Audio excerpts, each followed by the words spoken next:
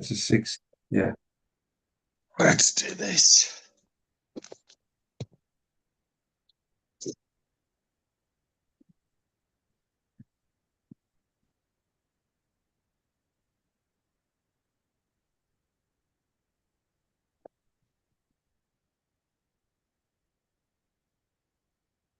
Yeah, I hope this works. What are you trying to do? Just set up the YouTube stream. Oh, Shit, it does work, but I can't, but it's not muted.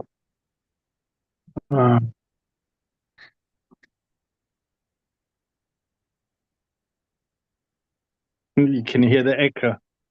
yeah.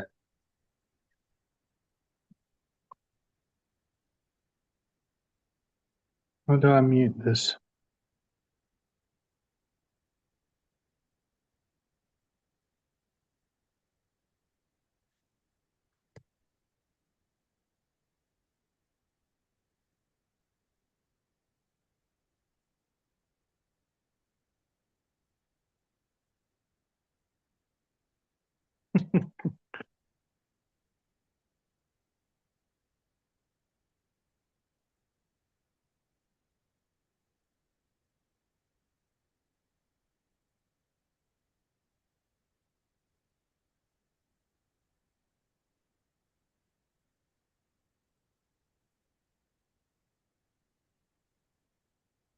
Thank you for being patient. No worries. Okay,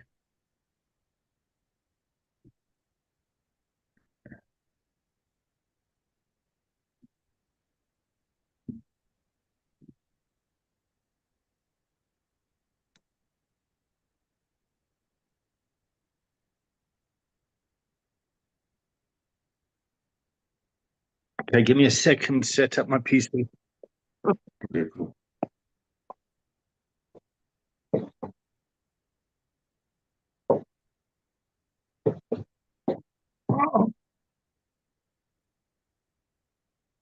So where's everyone else today? Sure. Okay, we'll start the check-in.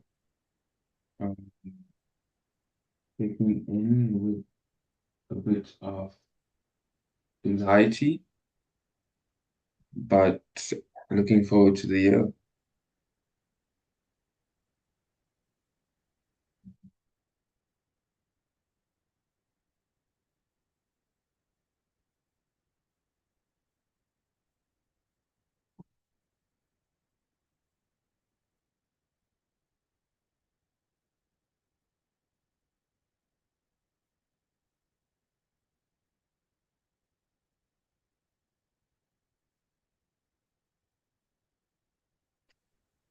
Sorry, checking in with anxiety. But looking forward to the year. Yeah. Yeah. And your side? Yeah, I'm checking in, but I'm a bit all over the place now with the technology. Okay. And where is everyone and what's going on? And on the background, you can see there's a conclusion from Guy Duplessis' dissertation for his PhD around philosophy as a way of life and Nietzsche in recovery. Okay. He died about a month ago, so we did a memorial for him on Friday online, honor his work and all that. Very beautiful. How did it go? Pardon? How did it go? Yeah, it was all right. It was all right. Ceremony is very important. Yeah, it's rituals for the living to honor the dead. Mm. Very important. Mm. Yeah, so I check in motivated for the year. Okay. And it's at that funny stage where Christmas and New Year is finished. Some people are back at work and rearing to go, and other people are just kind of waltzing in from holiday still. Yeah, I think me and you are the guys that are coming and rearing to go. yeah, it's time. It's time to race. Mm. All right, so let's go. What would you like? Where should we take the container today? Um, I'm open to whoever it wants to go. Say I'm not geared in any angle or direction. Here's my pen.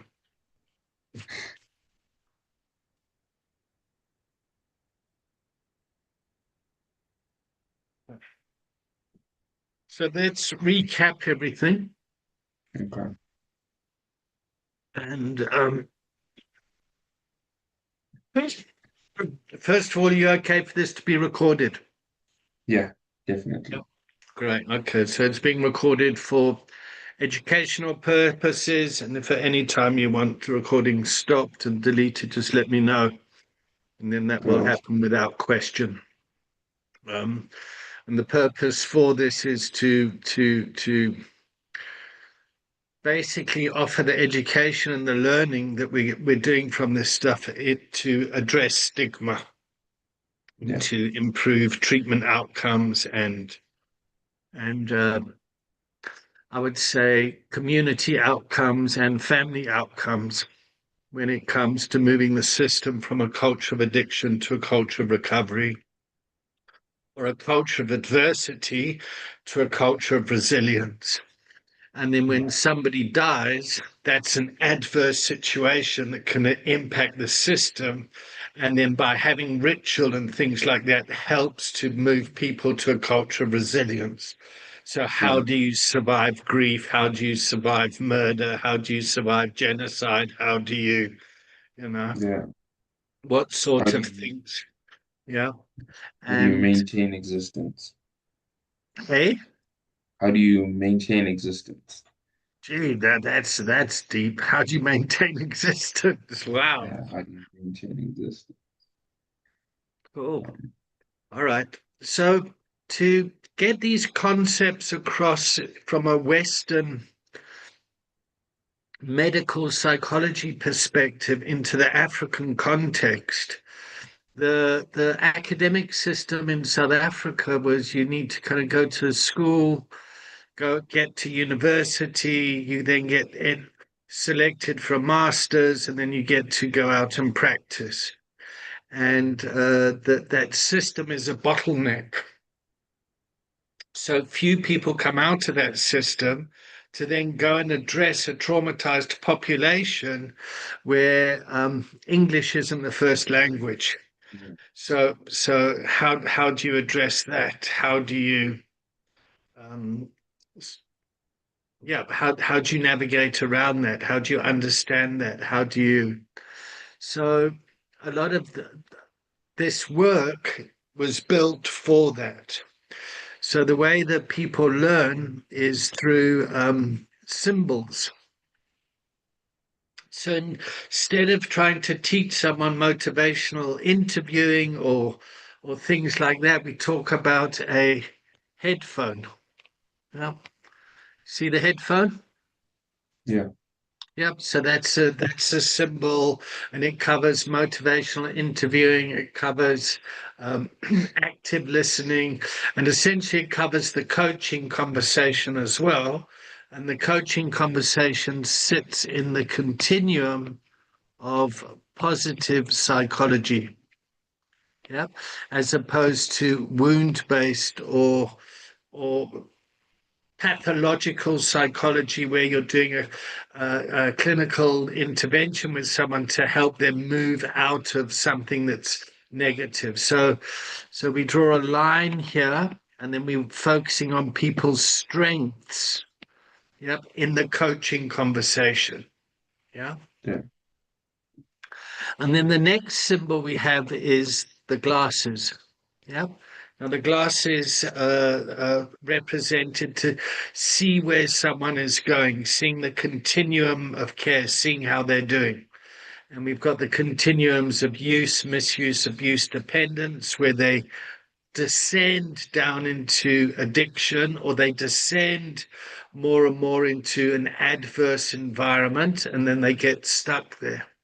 And that's where people often need to go to the biopsychosocial model, yep, and the medical model. And that sits in the treatment space. Yep. So somebody will come into the clinic, they'll get assessed, they'll be diagnosed, they'll get an ICD-10 code, they'll have a detox protocol, they'll be diagnosed and given a label or something that this is what they've got, alcohol use disorder or something, yeah, or they've got complex PTSD, or they're bipolar or ADD, ADHD. There'll be some sort of Overlapping diagnosis mechanism. and labeling that impacts that person. Yeah. And then the person comes out of treatment, and they go back to the environment where they came from. So the treatment process, yeah, really kind of works where people start at school, yeah, they go out into adulthood, they start to use, they drop down into addiction and crisis, and then they come up into a culture of recovery. Yeah, so I'll put a culture of recovery there, a culture of addiction there, and a culture of learning. Yeah. Yeah, I think Yeah, you want to I say think that something? yeah, I think that in this, um, people people need something to live for, right? And the use of substance, alcohol, whatever it may be, is a lot of the times due to trying to, how can I word it properly? People don't have anything, there's no driven goal to say I need to be here and I need to be there. And so they are in a state of just survival, ensuring existence. And in order to maintain that, they use.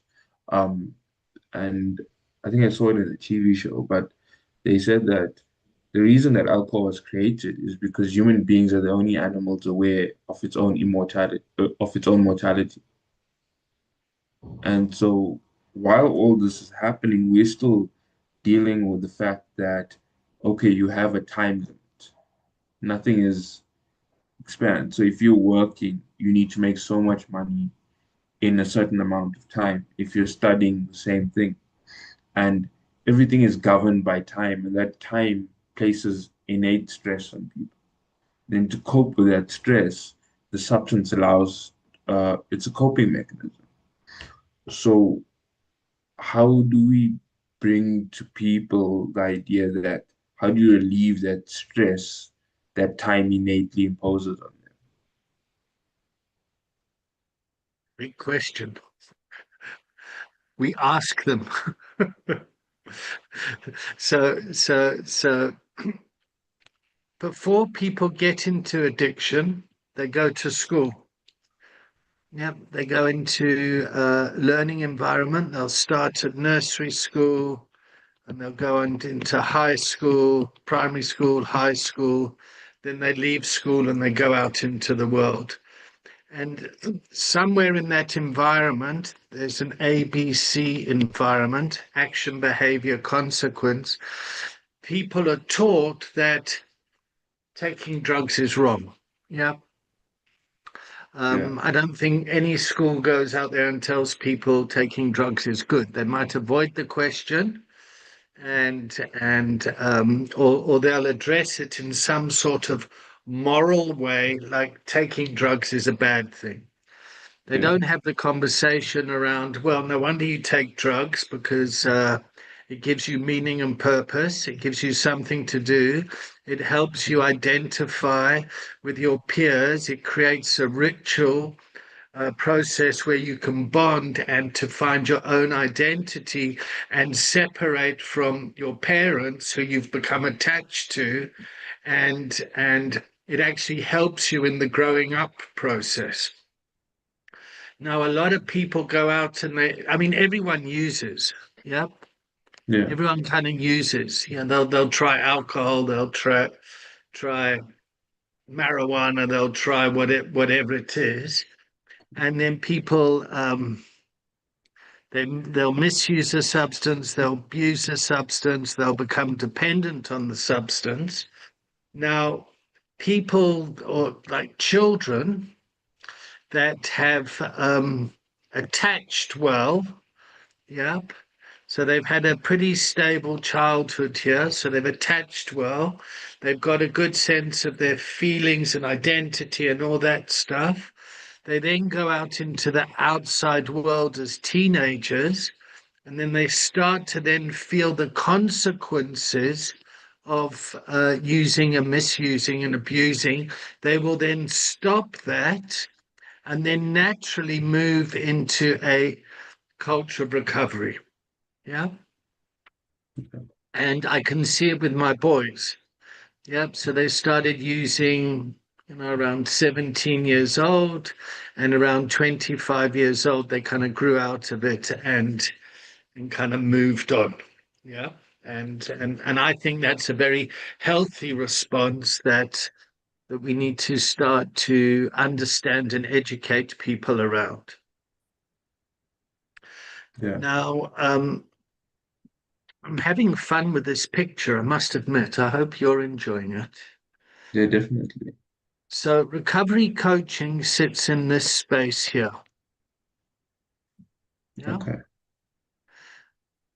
Normal coaching, life coaching, executive coaching, all that sort of stuff sits up in this area here, this realm here. Yeah. So, this training is specifically for working with people in a culture of adversity. So, below this line. Does that make sense? Yeah. I So think that, this is the block that we're working in. Yeah. And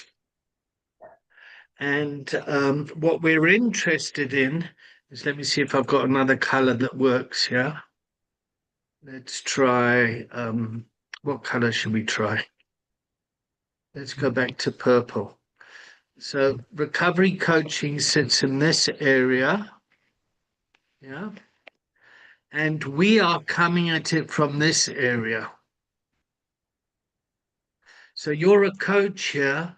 You're going from a culture of resilience, going into a culture of addiction to try and bring people out here into a culture of recovery with you. Does that make sense? That's the role of the coaching engagement. Yep. And we are working in the system. So here's the next symbol. So that is a symbol that we're working in. Yep. And that symbol is made up of, here's a person that's in a culture of adversity or addiction. This is the family member, and then this is society.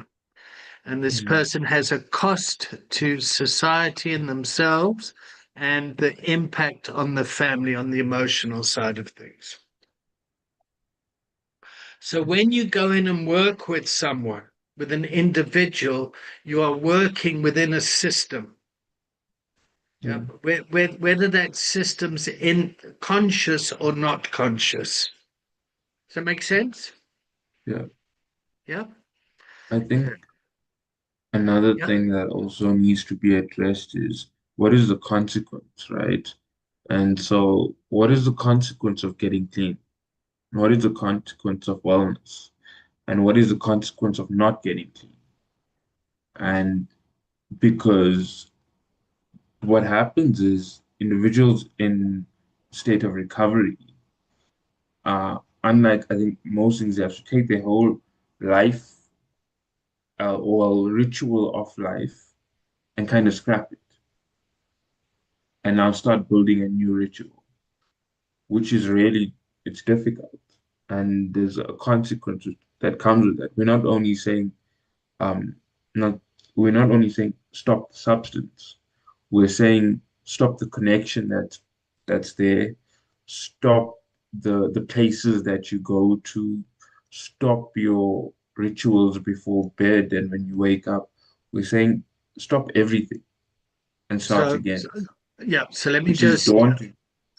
let me just so as coaches, we're not saying that. We're not telling people what to do. If anything, we're having a conversation to make them aware of what is happening. But there will be systemic pressure where people are being told what to do, and there'll be the learned behavior where people will come to the relationship saying, what must I do? So the power dynamic is very much like this. What must I do? Yeah. What must I do? What must I do? Whereas in the coaching relationship, the power dynamic's this way. Yeah. The power dynamic is, what are you going to do and how can I support you? Does that make sense? So let's take it through a case study. So I'll see someone, yep, who's been sent to me by a family member, yep, and a doctor and the environment saying, you must go and see David. Yep, you've got a drug problem. You need to sort your shit out. Yep.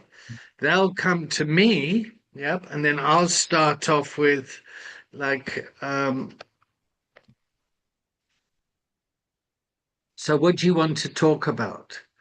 Yeah. And the system will often want the person to talk about their addiction and to stop taking drugs. And the person's unable to see that they have a drug problem because they're at a stage where they don't want to change their behavior. There's too much benefit from that. Yeah. So they don't have a drug problem, but they have a concerned mother problem or a concerned doctor problem or a concerned community problem. But they themselves don't have that problem. Does that make sense? Yeah, Yeah. does. So it's So, very difficult for coaches to sit in that place of like, I don't know what you're going to do. How can I support you? Does that make sense? so it's more so like, what do you think you should do? Yeah. Well, what do you think you should do? What do you want to talk about? So, for example, I had one young man came to me. The family was concerned about his using. Yep. And then I asked him, well, what do you want to talk about? And then he said, well, he wanted to talk about his growing of ganja. So he was growing his own ganja, and then I got curious about, oh, tell me about this. And he started telling me about his hydroponic plants and the lights and all this sort of stuff. And he actually turned out to be very passionate about horticulture and things like that. So I met him in getting curious about what he loves about growing plants and that sort of thing.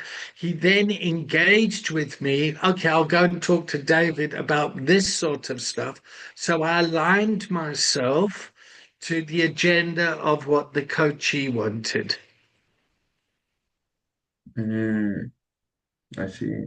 And then after a few weeks, yep, a few sessions, we were talking about other things other than the substance problem.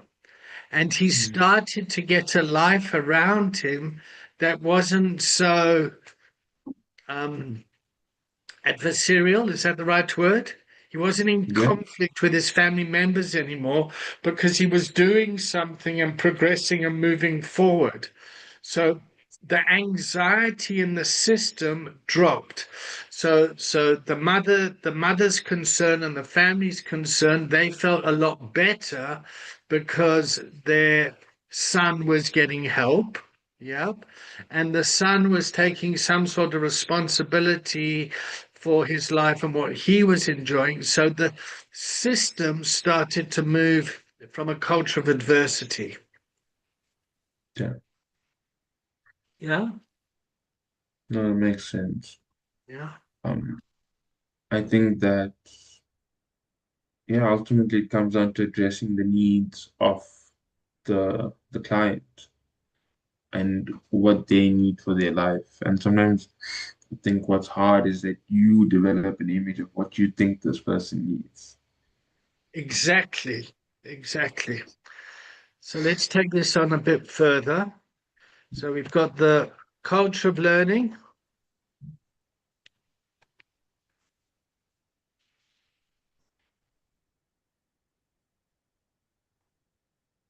We've got the line going across here, and the coach is now sitting in this sort of space.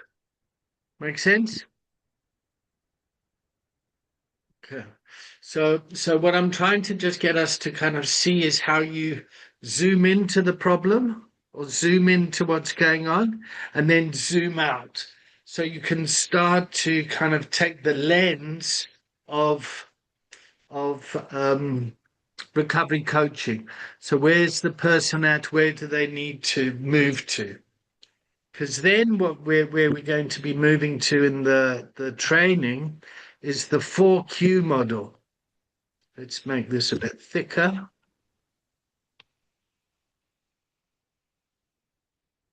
Where we're starting to use coaching as a skill set within the system to see what needs to be developed. Now we've got the 4 intelligences. Yep. We've got PQ. Sorry, let me just change that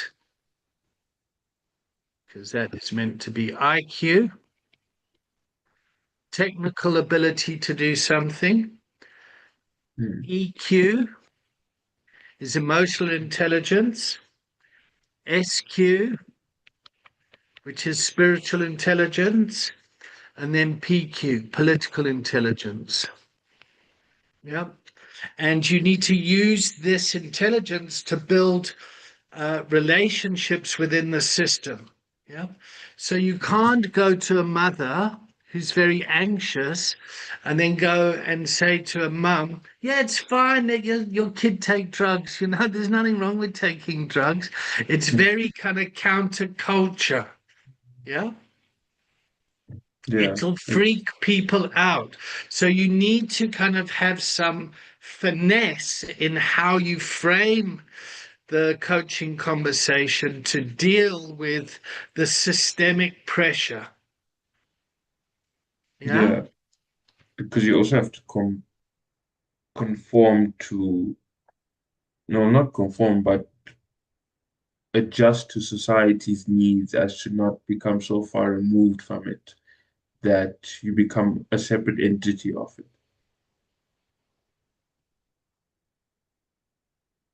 I don't know if that makes sense.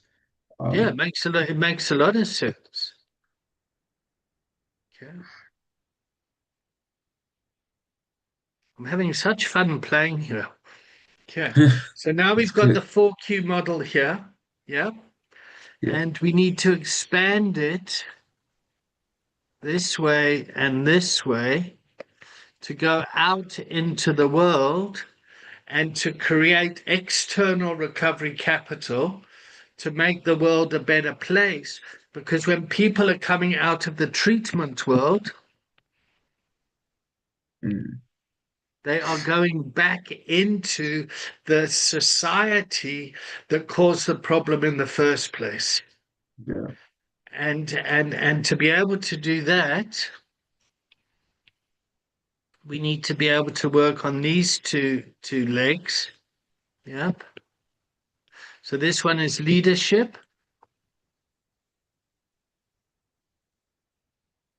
That is terrible handwriting. And It's this the one worst. is management. Okay. Yeah.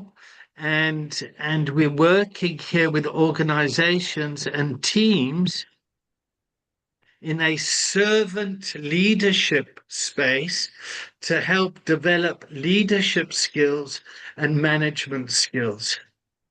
And that's the sort of stuff that we need to take into lived experienced organizations, clinics, things like that. Does that make sense?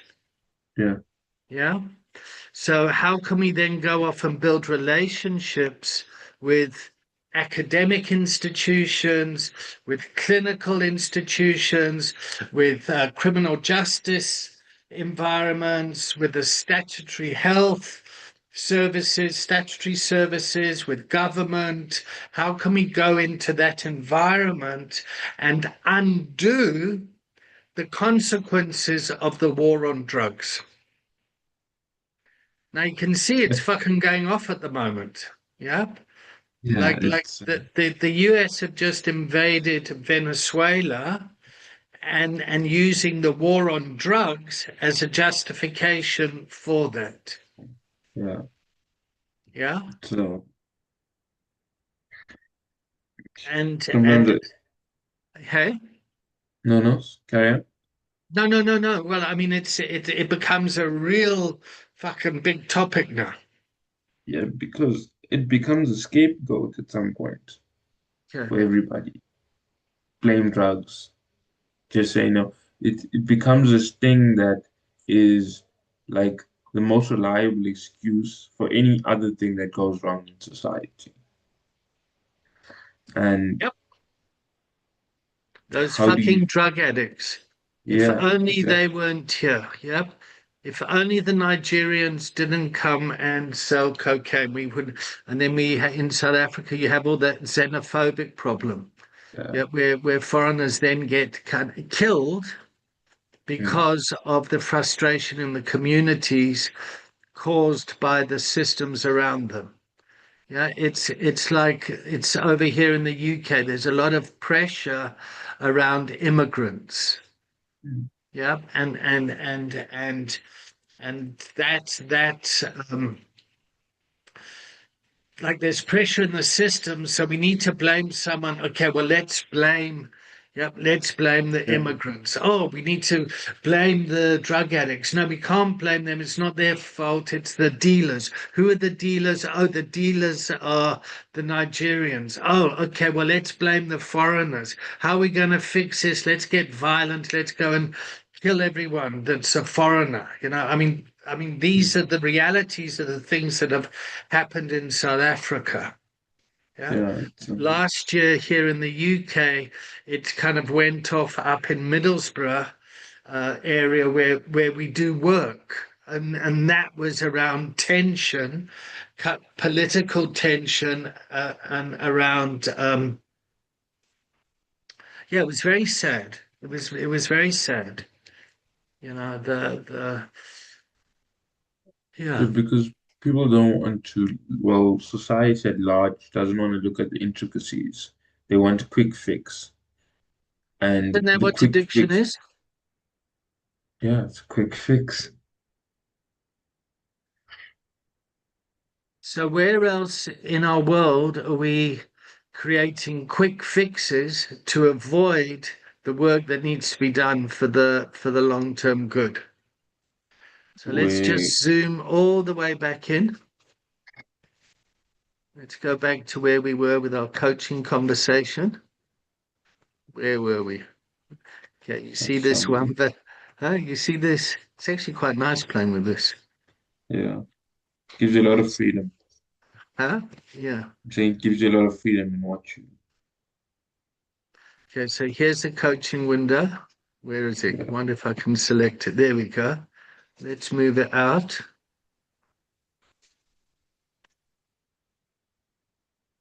Oh, fuck, where am I? Where's the coaching window gone? There we go.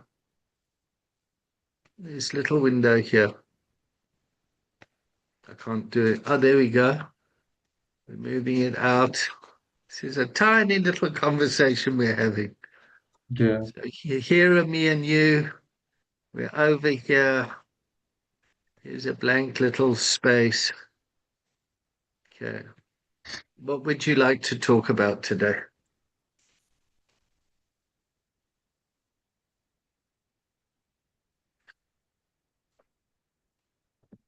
Let's check in.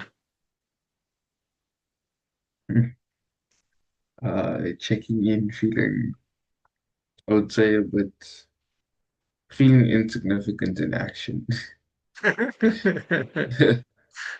I know that feeling, huh? I know that feeling. Like, what can you do besides, like, yes, of course, you can address an individual who's having an issue, but the ills of the system are still at play. So let me ask And you the question. So what can you do?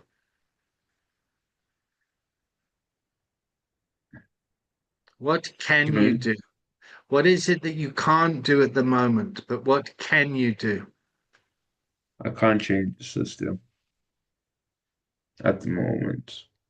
I But what I can do is What do you mean you equip can't people. change the system? I I don't have that power on the level that it needs to be to make changes that would, I guess, fundamentally improve everything on a holistic scale. Well, what would you like to change? The way that we approach and treat and handle substance abuse and use um, in society. I mean, a lot of people who abuse substance end up in jail. That's the wrong place to, in fact, it only exaggerates the problem. Like, so on that level, I can't do anything. But then if I think about it on an individual level, I can equip people who I can come into contact with the skills to change the context that they're in.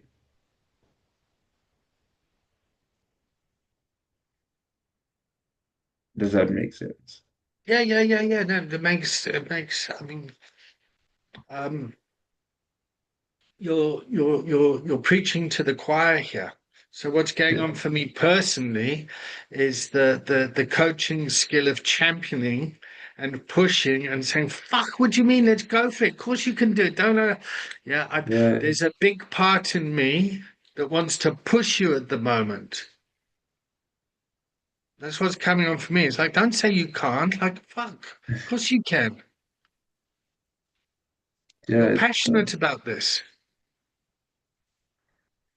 Yeah. I mean, right now, I guess all that what I can do is the people that I coach and the people that I come into contact with, I can equip them with knowledge and skill so that when they encounter somebody within the addiction space within society, they may be um, more more open to understanding what that individual is going through, rather than I could change or break down the societal perspective. Make it a bit easier for me to understand. I'm getting a bit lost. So me and you come into contact, right? Yeah. And you're you're not having drug addicts or criminals. That's that, right? They're the ill of society. And if I can equip you with knowledge to change your perspective when you go out and meet somebody in the space of addiction, you may be more open to So understanding that person. talk to me from the I statement. So what I find is when I find people that are blaming or something, just instead of kind of saying, yeah, you this, you that, I want it to come to be you. Uh,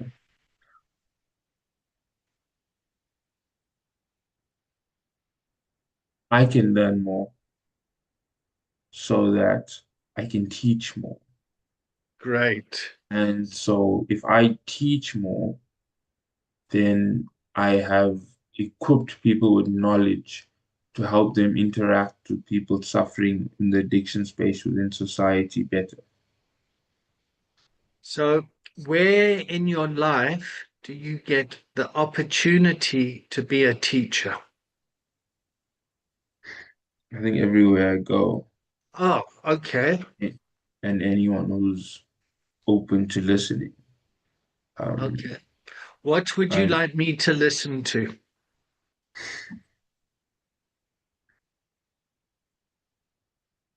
I would like you to my my gap and my philosophy, right? So I'm of the philosophy that our suffering is important to building, well, to enhancing our self-development. Suffering does not occur as an isolated event, and it does something because I found for myself that throughout my life, whenever I've encountered a moment of suffering, deep suffering, that has also been a moment of deep personal change. Where in your Those are the life have you moments. suffered deeply? Um, I mean, I was bullied a lot in school, Okay. so um, that created a lot of suffering. I had to learn very quickly about what the motives of people were. That was also isolated a lot. Um, I so I have cerebral palsy, right? And it's a hemiplegia of the right side, meaning I basically have brain damage in certain parts of my brain. And so I remember when I was younger, my hand used to be all the way up here. So I had to go get my tendons lengthened and going to surgery, and they cut these tendons and they retie them. And I come out and trying to get my hand to move and I can't. And the doctor comes in and he says, yeah, because we tied it to a different tendon, but you can relearn how to use it. And that was a great moment of those were moments of suffering because I had to work at gaining something that I had and then lost. Um, it Can what I can I tell you speak how your about? story just impacted me? Sure. So first of all, that's a yes, no question. Yeah. Okay. But Yes. I wanted to just take a bit of time to thank you for sharing that with me. It evokes deep feelings of pride and yeah, I feel wow, that's a story. Yeah. It's brought me closer to you. I didn't know that about you. I didn't know you had cerebral palsy. I didn't know you'd been to hospital and had surgery, and I didn't know you were bullied. You know? Yeah. So And when you spoke so authentically there was a tenderness and an honesty that really impacted me in a way that, like, fuck, I just want to know how can I support you in your brilliance. yeah, for me, I mean, I appreciate those words. Let me start there. Um, I think for me, my mother raised me in a way where basically, if you want to survive, you pick up what you have and you run with it, and you play the hand that you dealt. Um, I remember grade nine, and just to talk to you a little bit about substance here as well. So, I failed grade There's nine a nice once. smile there. Yeah, So it was like, hey, I'll talk to you about substance here. What's yeah. So, I failed grade nine once. I yeah. failed it twice. Twice. Oh, you beat me. I only failed it once. Okay, so I failed it twice. And on the third year of trying this grade, um, I started smoking weed, Good right? choice. So I was like, listen, it's not really, why not just, I start smoking weed. And one day I'm come home from school, friends are over, whatever, you smoke a bit of weed, and everybody leaves. And I am high. And I think, ooh, I think I could work. So I go, open up whatever I need to, and I start doing notes from the textbook, reading through this textbook. And that was the moment that I started passing, started getting started getting the homework done, started getting the grades in, started passing. And I went through to matric, smoking weed. First year of university, I smoked weed, whatever it may be. But my power, well, my self-belief in myself that I can actually do this came from a substance. So there was a huge benefit for you in the school environment. Once you started smoking weed, it felt as if you were able to work better. Yeah. And the evidence And around you was you did perform better. You started passing, and okay. So the benefits of smoking weed for you are perceived to be very, very good. yeah, I and can understand that. so, and I'll always be grateful to the plant for that. But you also hit a point where you have to learn how to do without the substance. Okay. And this is the process that I'm in now. I barely smoke weed, maybe once a month, if that, Okay. right? But when I do it, it's a very spiritual thing. I sit down, I meditate. That's what I get out of it. Um, but eventually, the substance, what it will do is it'll take your consciousness to a state, right? And there's vibrations to the states of consciousness, right? And once your brain learns that vibration, So once I've learned this stuff, what I find is when I smoke weed once a month, I can expand my consciousness, yeah, yeah. But which is the, different to saying when you smoke this, you go to another place to do, like when you're sharing your lived experience, I just want it to be I. well, Does that make okay. sense? So, yeah, with me, I find that now that I've smoked weed for many years and I don't smoke it as often, I find that when my brain understands the effects of a substance, I can discontinue use and find a way to reach that state without ingesting the substance. Okay. And that's the hard work of it. And I think what happens is I get sometimes used to getting there with the substance, but in actuality, I don't need the substance to get there. Okay. If I sit on my bed for long enough, I can induce the feeling of being high. Yeah, So do you think teenagers, when they discover sex and intimacy, that the feelings of drinking alcohol can make people less inhibited to make it easier to attract sexual partners? I do. Yeah, me too. I I Yeah. believe that alcohol is a social lubricant, Yeah. Okay, and cool. So that's a fact that we can kind of. And do you believe that a lot of people, yeah, learn how to have sex without alcohol as they feel more and more comfortable and used to it? definitely, Yeah. Okay. Great. I would agree with that too. Yeah. And it sounds quite similar, your experience with marijuana. yeah. Yeah, but you're at a Um, stage now where you can smoke every now and then. Yeah, you're still able to achieve your academic results.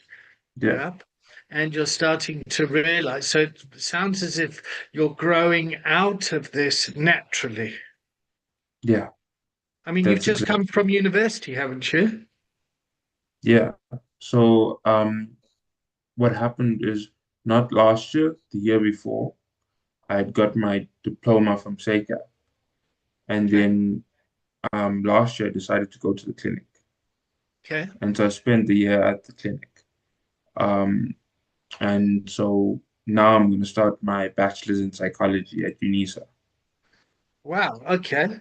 So you're progressing forward, huh? So on the Yeah, continuum side of things, if I'm coaching you, I'm seeing that this person is progressing. They are moving to a place of high well-being. yeah, Yeah. You're moving towards a career that gives you meaning and purpose. Yeah. You're engaging, you're wanting to do something. yeah. Okay. That's good. Yeah. So I believe that well, every substance has something to offer, something of immense value. I think what happens is that one can get attached to the substance. Well, not to the substance, to the experience. Yeah. If we So become, so a good analogy for this is it becomes an abusive relationship. So yeah, so for me, using a substance became it was so nice and so helpful, and then it stopped being nice. So I just found different ways of trying to get back to the good old days.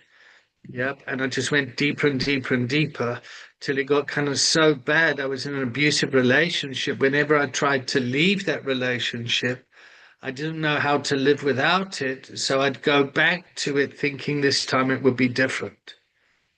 yeah, Yep. And I've seen that in people with substances. I've seen that with people with in relationship problems like toxic relationships.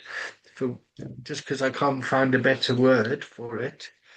Um, and then society then says, well, you must just leave him, or you must yeah, just leave her. And it's not actually that easy yeah, because when you leave that relationship, the loneliness is becomes so much and you just kind of go back kind of defeated. And then you go through the whole ritual of kind of make up sex and yes, we're back together and all that sort of stuff. yeah. It's yeah. The brain gets used to that, the ritual behind it. You've broken up now, but in a few weeks, it understands the play out of what's going to happen.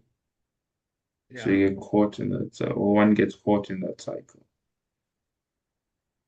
Okay.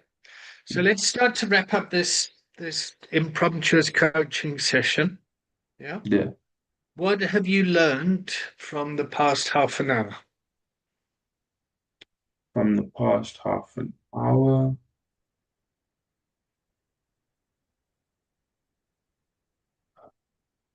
I've I've acknowledged my ability to help or to be or to make a difference. So you I can went, make a difference. So you started off saying, "Oh, I feel insignificant. I don't think that this is yeah, going to make a difference." And actually, now you're at a place, I think, where you kind of go, "Well, actually, I can do something." yeah, Hey, that's I'm at fucking that, cool, huh? yeah, all in the space of half an hour. Huh? It's Yeah. it's pretty cool, huh? And what have you learned? Um, well, first of all, I've really appreciated getting to know you a bit more. Yeah. So I've enjoyed this space where it's been just me and you. And whenever I mean, I'm so passionate about this work. Yeah. And I'm passionate about technology. And I've learned that kind of drawing on the screen and teaching these concepts, yep, has landed quite well. And I've learned that we were able to spend half an hour doing theory Yeah, and then the next half an hour doing some practice, and Yeah, yeah, this is fucking some good shit we got going here. definitely. Okay. And I want to acknowledge my own bias and my own agenda of wanting to say, yeah, so like, of course I'm going to think it's good because fuck, it is good. Yeah, Yeah. but it's the yeah. So it's always important to get feedback to actually check, well, is this actually working? And then also to understand that people will often say, yes, it is working when it isn't working. Mm. Yeah. Yeah. Because of the different, how will you know I'm fine? You know, it's like this. Is this working? Yes, it's working. And the doctor patient relationship, the teacher pupil relationship, the sponsor sponsee relationship is often like that. Yeah. Yeah.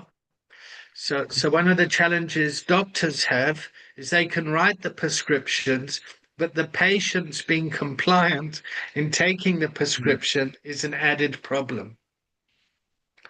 I Yeah. remember my mum would go to her doctor and really minimize her drinking, because she was embarrassed about telling the doctor how much she drinks.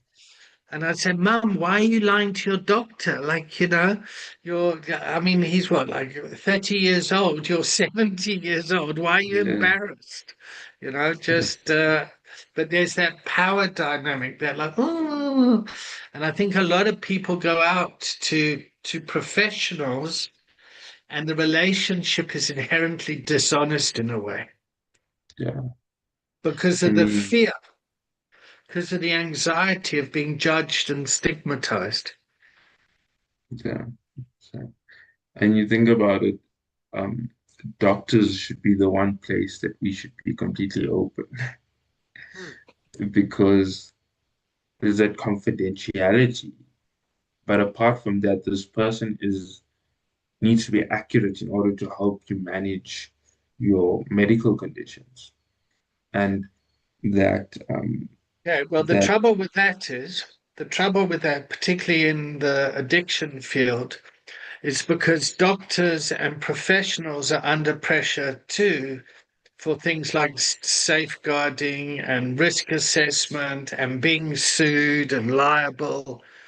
So if yeah, I'm a mother and I've got children and I go to my doctor and I talk about my drug problem, and the doctor sends me to a social worker or a psychologist and I tell that person, then it can start to, well, I can't be honest because my kids will get taken away. Now, whether the mm, professionals are in a position to hold that space, the belief of the mother is that, well, I can't be honest about what's going on because my kids will get taken away. yeah. So Even if the kids aren't taken away. there's that anxiety that comes with, well, I don't know what Yeah. people are doing now that I'm gone.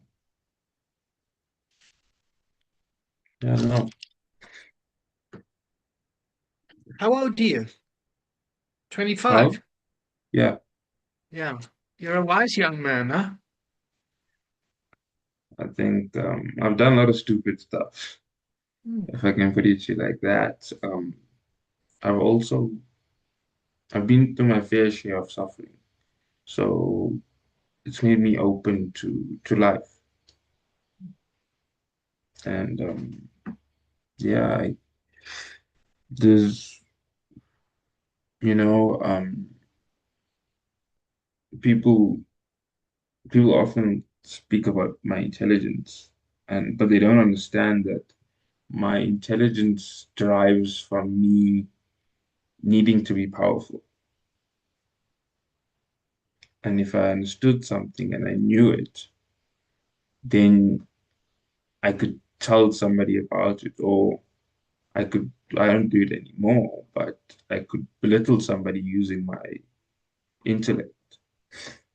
And it's how I survived a lot of growing up.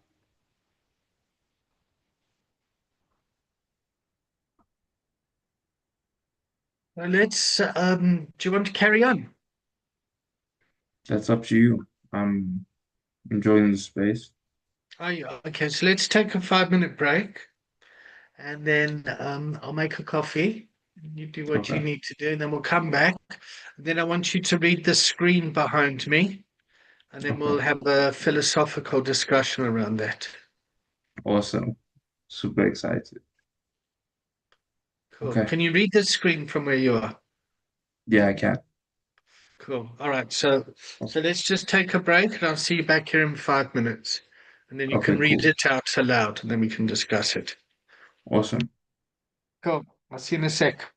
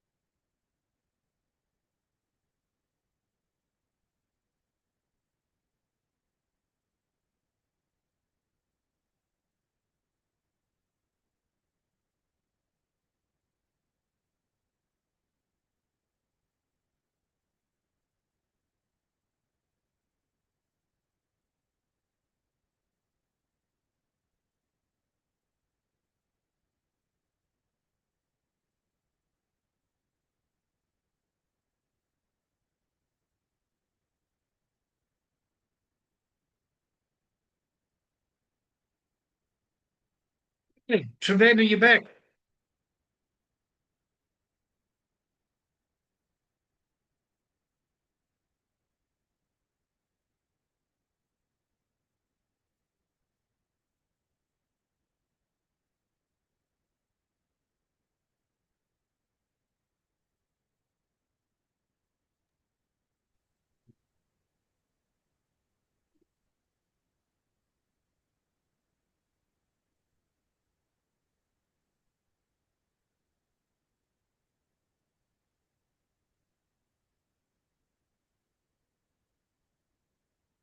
Oh, good, you're Okay. back. Yeah.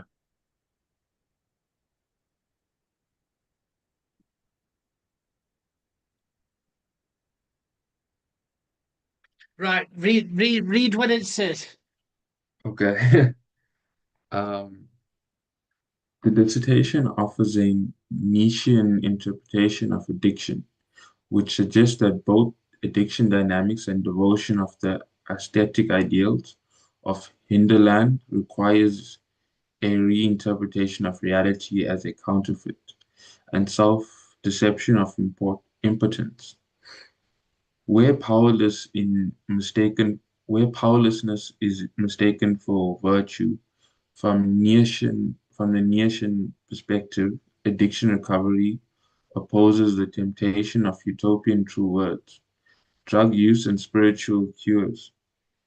Instead, it demands an earthly vitality, a yes saying to all of existence, as it is a joyful acceptance of solidarity, effort to make the world, with all its tragedy and absurdity, more rational.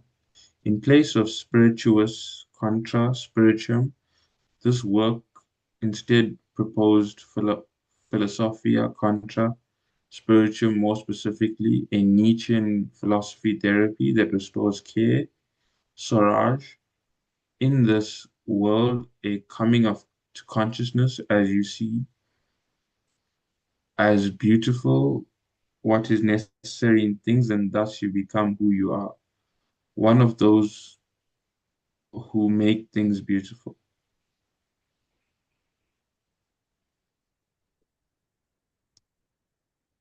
Okay. Hey, what the fuck does that mean? Yeah, what the fuck does that mean? Uh, my exact thoughts. You took it out of my head. So the thing that sticks out for me is the last line. Yep. And thus you become who you are, one of those who make things beautiful. And that line for me helps me in my mission of service and living a life of meaning and purpose, having a vocation as opposed to having a career. Mhm. Yeah. So a lot of people go out into the world and they work. I go out into the world and I have a vocation. I'm driven by my kokorozashi. My soul's purpose. I've created a world around me that feeds my soul and my spirit. Now, don't get me wrong; it's fucking got all its challenges as well. Of It's course. not a fucking bed of roses, yeah. But it's does feed my soul. Yeah, that's that's beautiful. I think that very few people find that, or if they do, it's in the last years. So the idea that you found it so young, it's beautiful because now you can work with it. Well, I think it's just been a kind of a journey for me. So when I enjoy something, I pursue it. So people Yeah. told me not to take drugs. And when I did take drugs, it was like, oh my God, this is fantastic. Why did people tell me not to do this? Yeah. Yeah. Like I thought they were all lying. Why were you doing that? What you did like, don't talk shit. The benefits of it were great. And then it got to a point where they were right. Yeah. Yeah. And I should have listened, No, but I didn't. and then I've moved into. I mean, I think the anxiety of chasing money is something that a lot of people suffer with. Yeah, Yeah. and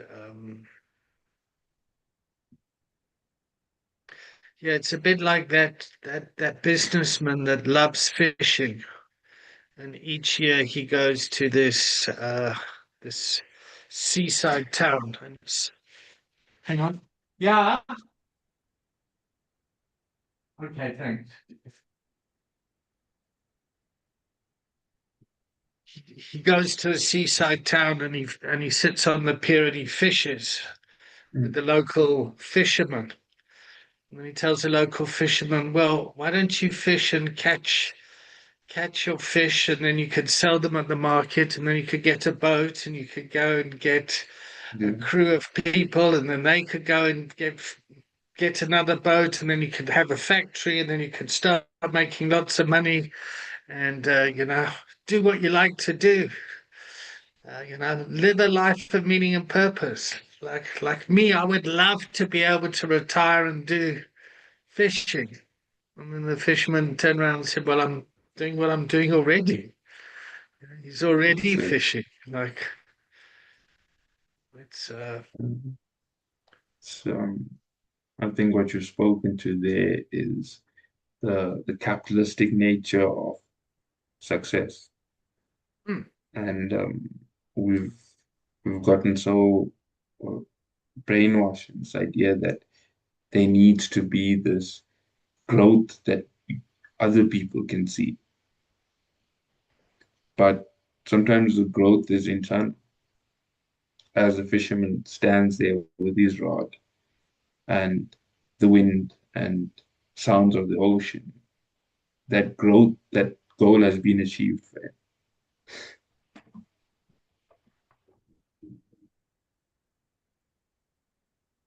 So I've done a lot of coaching with a lot of bankers, Yeah.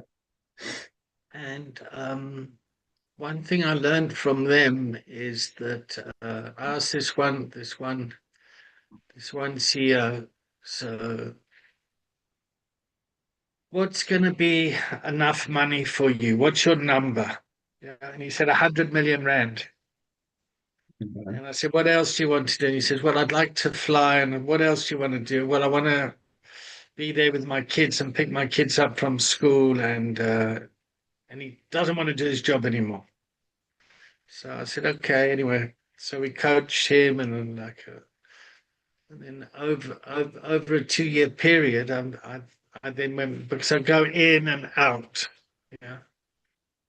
And so he called me in again. I sat down and did some coaching with him. "So, how are you doing with your number?" And he says, "Oh no, I've passed that number a long time ago." So he's gone past 100 million rand. And at the time that was what, like £10 million. And first of all, I thought, "Fucking hell, you bastard. Give me some." But once I got past that, I kind of so why aren't you leaving? Watch the and well, he's structured his life so he can pick the kids up from school. Yeah, and he's done his flying lessons, and then I realized that he loved the lifestyle of making money. Yeah, of that Mm, stuff and investing, and because I said to him, "So, how much money do you spend on yourself a month?" "About 20,000 rand." 'Cause he likes riding his bicycle, him and his mates. mm, So he's like, one of those, yeah. So just from the interest of the amount of money, he would never, ever, ever, ever he would never run out of money, ever. It's yeah. just like impossible.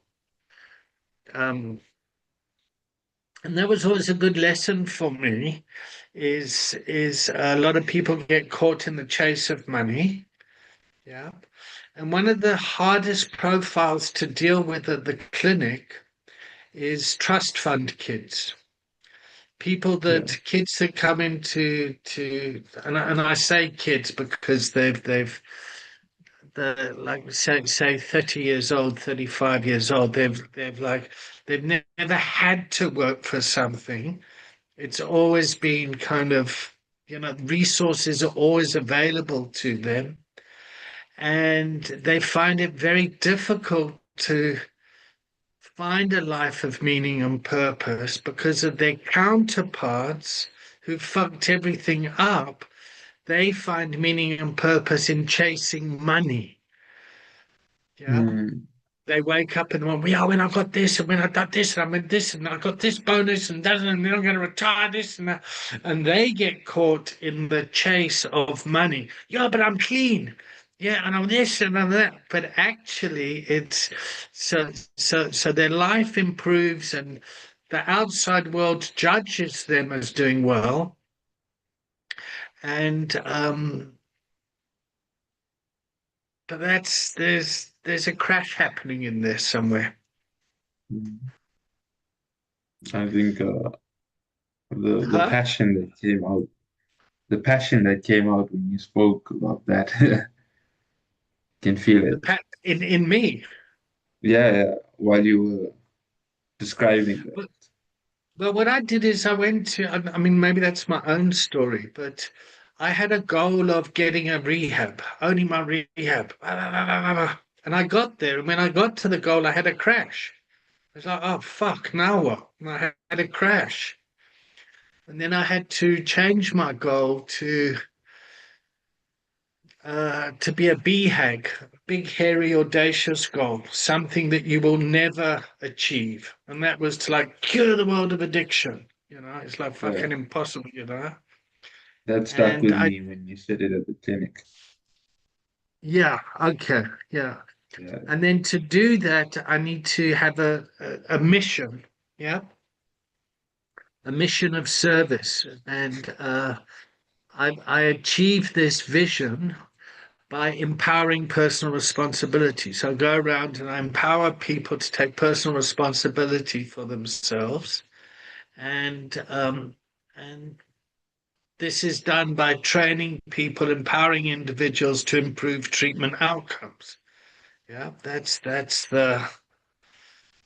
And then I got, is this helpful for you? I mean, I'm just really talking about myself now. I hope that's all No, that's right. perfect. That's Yeah. perfect. Okay. And and I mean, I still hope it's in line with teaching about community of practice and what we're doing here. So, um, where was I? And then I was sitting around thinking, fuck, nobody's going to recognize me for the CEO that I am. Yeah. Nobody's going to come and employ me and say, run our company, do this. I thought then, well, why don't I step into the role of being CEO and try and build this without any money? So instead of Hmm. waiting for people to say, yeah, here's a whole lot of money, go make it happen, I've just thought, well, fuck it, let's go make it happen without money. Hmm. And then I went to Soweto and I did a whole lot of work there. And people were saying, government must bring us rehab, government must bring us rehab. I was saying, look, fucking government's not going to be coming. Nobody is coming, especially to rescue addicts. Because there's such stigma there. We'd rather rescue HIV babies, cancer, in that field, you're competing, and all the money in that field, like 3%, goes to substance abuse and mental health. Yeah, it's so 90% of the money that you're trying to bid for is just, yeah, it's just fuck. So forget it. Nobody's coming. You're gonna have to do it yourself. And that's when this pilgrimage started. So each year on the 2nd of January, go off and do this pilgrimage. Yeah. Okay. So I'm on pilgrimage at the moment. I'm on Is pilgrimage it? with, yeah. And we meet every morning at 6 o'clock UK time and every evening at 6 o'clock UK time. But the way the pilgrimage started was we just went off to this fucked up house in Zeebrugge, We took a Hmm. candle, a Bible, the AA big books, some pencils and paper, and a bunch of Nyope addicts. We said, okay, well, let's create this rehab. Let's do this thing because actually rehab is in your brain. Yeah, it's like the clinic happens in your brain. I love that. Yeah, I love that. it's and like it's not like somewhere you go to, it's something that happens inside you. Yeah. So yeah, and from that place, this global organization has grown just Yeah. from the willingness of fucking a few people, me and Ocean, who's a missionary, just like came together and said, okay, well, let's see what we can do. And the point of the story is don't think that your fucking insignificance doesn't make a difference. Yeah.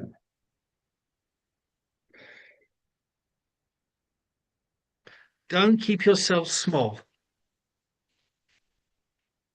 Um, yeah, I'm trying to keep that I can see faith that. and You're trying. motivated, you're showing up, you've been through a whole lot of childhood adversity. Yeah, you've been through a whole lot of bullying and ridicule, and I can imagine what it was like growing up in school and having cerebral palsy and all that sort of stuff. I can imagine, like, fuck. Yeah. Um, I think my big hairy goal is Yes, what's your BHAG, bro? yeah. So I want to get a piece of land out in Land. Krugersdorp or whatever it may be, and I want to do retreats. But at this retreat center, I want there to have living quarters. I want there to be psychologists, psychiatrists, coaches. I want people to grow their own food that they eat while they're there. I want a holistic center that helps people heal. And people should be able to come there. If they need to check themselves in, they can. If they need to come there for an appointment, they can. Um, and I want to explore the use of psychedelic therapies in the You like space. this plant medicine stuff, huh? Yeah, it's that's my interest Okay. is So is let's explore that quickly. Yeah? yeah, Okay. So you don't need to go and buy land. There's lots of people that have land already, and there are lots of retreats already. yeah, Yeah. they are. So that's They're quite that's one thing. So you could do, retreats, psychedelic retreats where people go off for a weekend, and I mean lots of people are doing that sort of stuff. It's like yeah, fucking it's the yeah. It's been happening for millennia. People yeah, going off and taking psychedelics and sweat lodges and all that.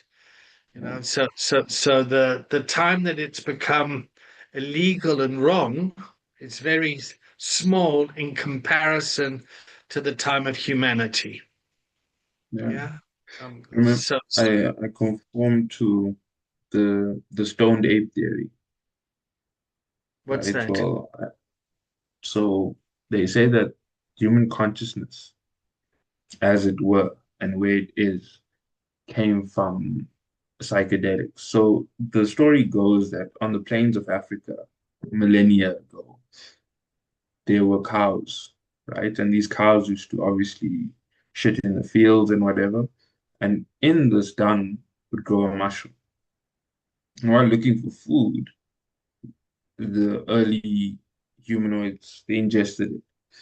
And they say for the first time, they went to the water to drink and they saw their reflection in the water.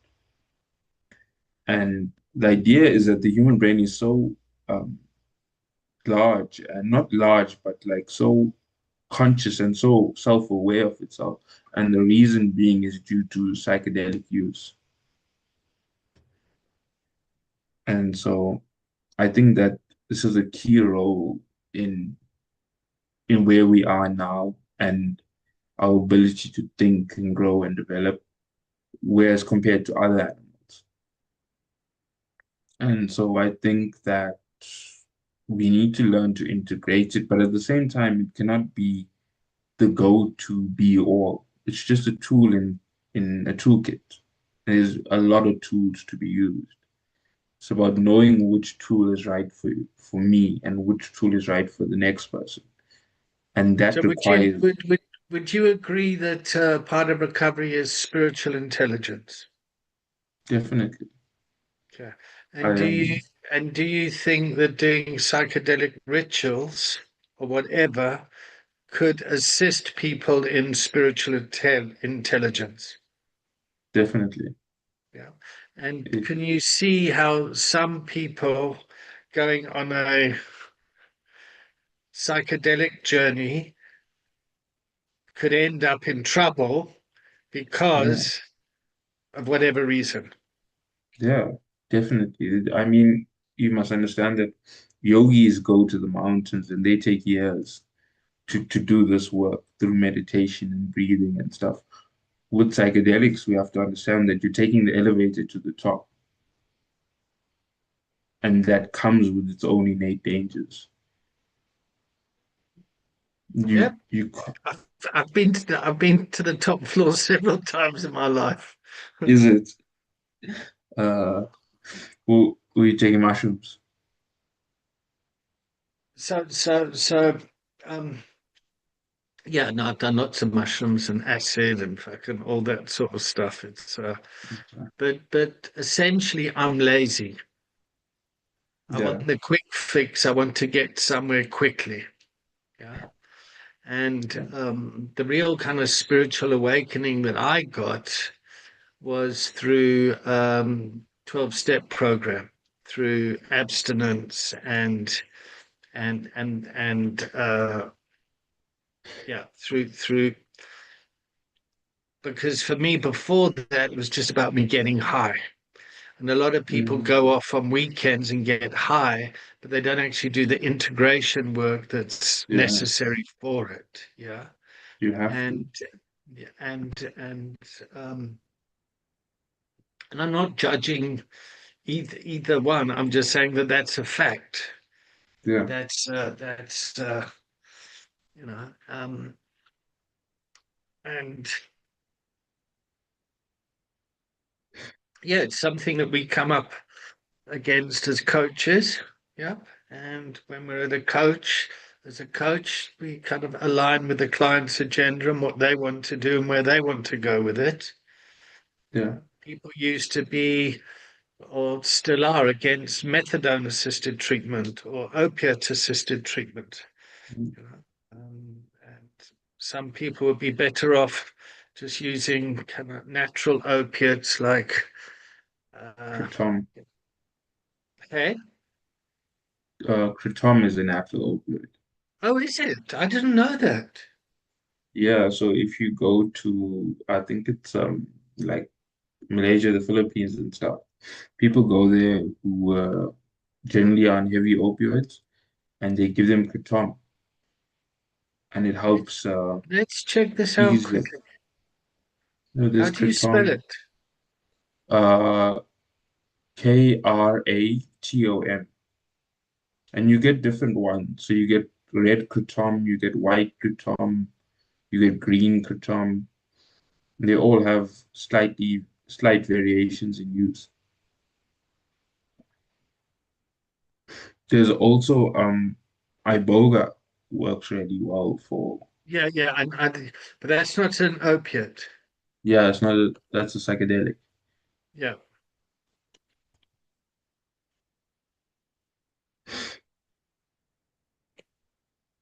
You have a lot of tabs open. Kratom. Yeah, perfect.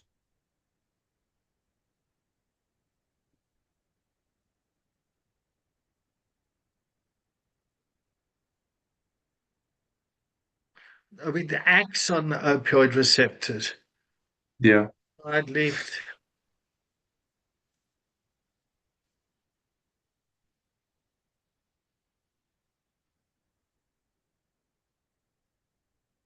It's illegal in Yeah, the UK.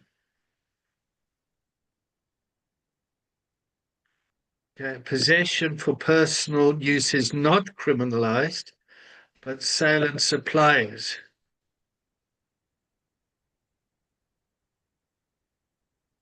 It's a gray area from a recovery and clinical context.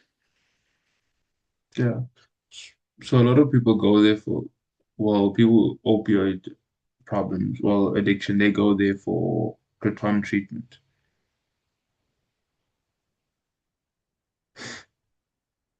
You see, this is good coaching. The coachee knows more than the coach. Well done. So I'm Yeah, fucking learning from you. Thank you. So merges outside formal treatments. Okay. Access to OST, methadone, buprenorphine is delayed, restricted, or fear of being stuck. Pharmacology, why it works. Partial and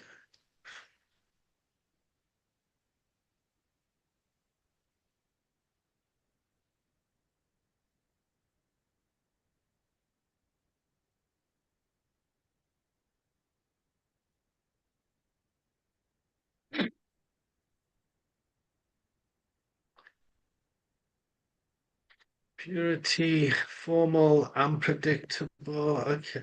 You see this, I mean, I do like using AI because it does just kind of give you facts that you as an yeah, individual can then make the decisions around. yeah.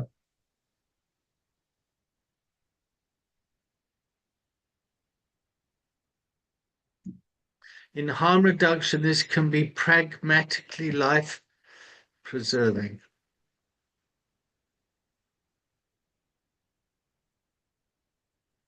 Development, yeah. Escalating due to tolerance. Okay. I can't function, avoidant. Many people report I stopped heroin, but I've never actually recovered. Okay, so that's a bit my analogy, like my analogy where the person goes chasing money and career. Yeah. Recovery capital perspective. You must How ethic, understand that it huh? also depends with these type of substances, it also depends on the intent of the person using it. Yeah, yeah, yeah. And so if you're gonna shift to a different substance, that's all well and good. But the idea is that the substance is something that you can then, it becomes easier to gradually wean yourself off of. Okay, so this is interesting. How ethical services usually respond. Okay, don't eject people for using it either, which I think is progressive. Yeah.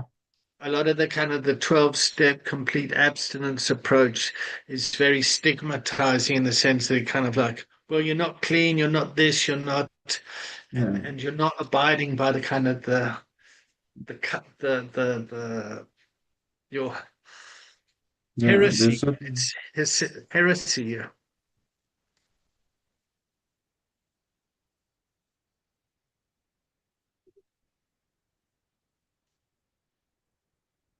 Let's contrast it to view open.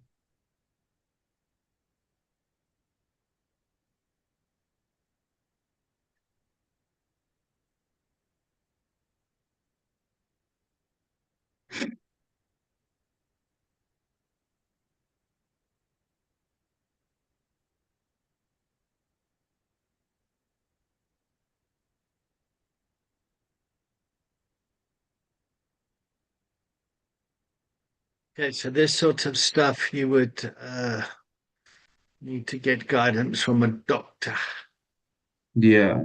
Ideally, you'd want to see a holistic, or what do they call them? Tell me now. Called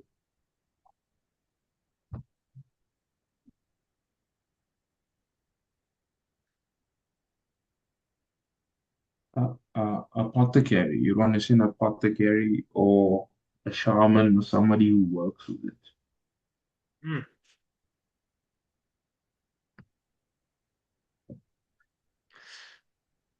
So, I mean, the one is will be kind of clinical management. Mm, Yep. So there's buprenorphine. Yep, and it's supported by the British government. Yep. So I went on to methadone program back in the 90s okay.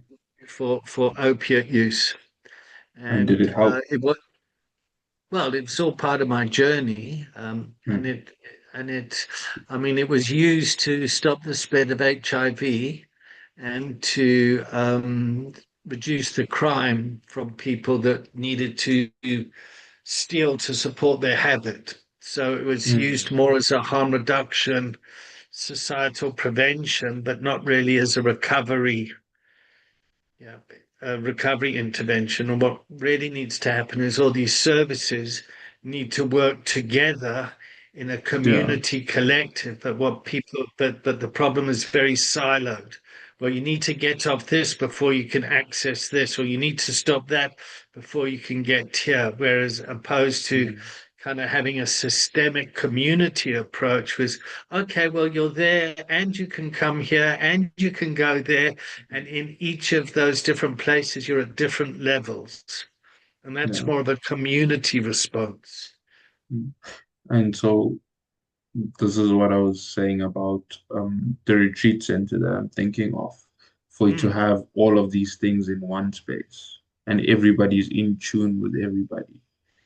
And so it makes treatment a lot more efficient. But that's essentially what we kind of do at the clinic. Yeah. Multiple pathways, all that sort of stuff. And then we meet different people at different spaces and take case management to Yeah. help support and manage that case because the case manager has a full understanding of the environment. Yeah.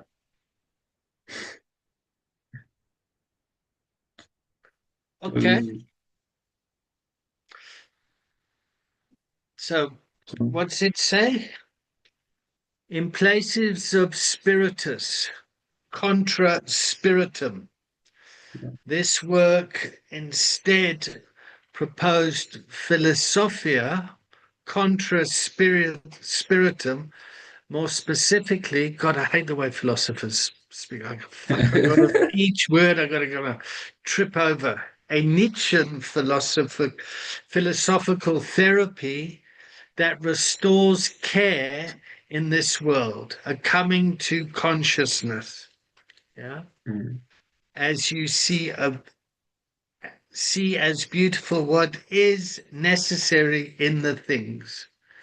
Yeah. yeah. And up at the top there, a counterfeit and self-deception of impotence. Or is that importance? Impotence, Impotence. where powerlessness is mistaken for virtue. Mhm. Yeah. So what he's saying there is when somebody's chasing their addiction, it's actually they're in pursuit of their virtuousness as opposed to taking it because they're powerless. Yeah. You And know, they say the mind moving fast is misery, right? hey, fuck, They I'm say miserable then. the mind moving too fast is misery. The mind moving slower is a saint, and the mind stopped is God. Oh, And okay. so, and so I think that with substances as well, maybe it slows your mind down or it stops it with different ones. But innately, you're trying to achieve a certain state, being a state of a saint or the state of God. And a lot of people have hit that with substances. You shoot heroin and your mind stops, right? Everything just becomes poof. And that is a state of godliness. We often forget that. Yes. Shooting heroin was rather nice until it wasn't. Well, Okay, let's start to wrap this up. I'm quite fatigued now. yeah, How has today's class been? What are you taking away?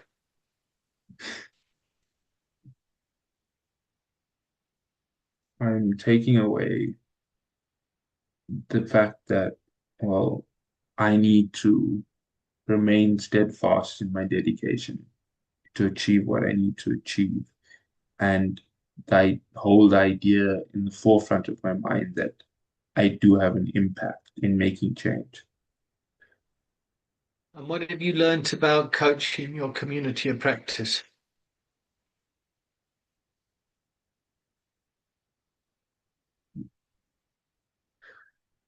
That you don't need money to do everything. Ah, so that's a limiting belief. Yeah, Yeah, there's a lot of that around there, right? yeah, You don't need money, you don't need a piece of paper, you don't need, what you do need is willingness. yeah, and determination.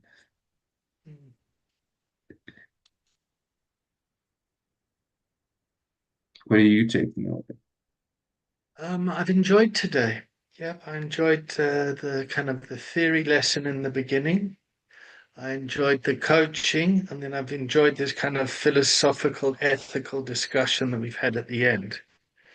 Mhm. So there was some theory practice and some critical thinking at the end of it. Hey, some good shit going on here, huh? Yeah, definitely. I enjoyed it. It was great, especially the some. I think sometimes the one-on-ones are important. We need them Um, to. and you're happy with the recording, yeah? Yeah, it's okay. Cool. All right. I check out with Joy.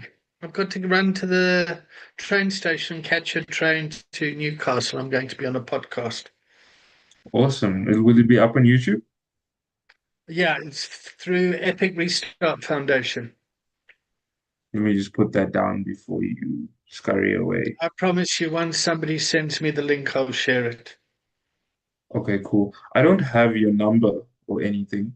Um, can I Have give you you got my mine? Have you got my email? I should. I'll have to check my emails, but I should. Are you on the platform? Yeah, on the app, the learning platform. Yeah, you're on Speak app. Yeah, I am. Okay, so get hold of me there. You can see my number there. Okay, cool. I'll send you a message. Yeah, there's a chat there, and yeah, Okay, our awesome. campus. There's a chat and everything. Our ecosystem. Yeah, Let me just double check.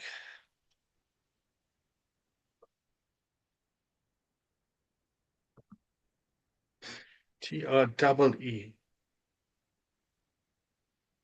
yeah.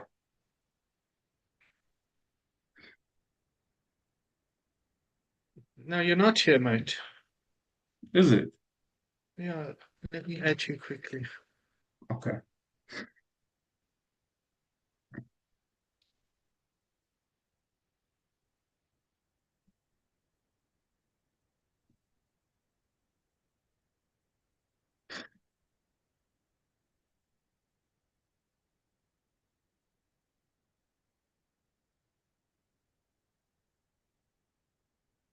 On this platform, you on here?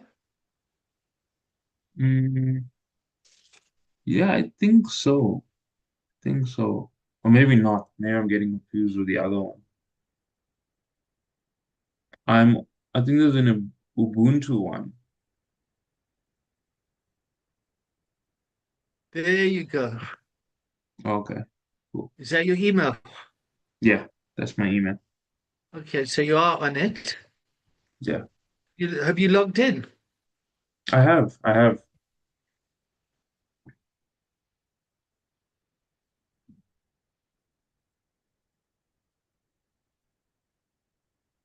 Okay, let me stop sharing this.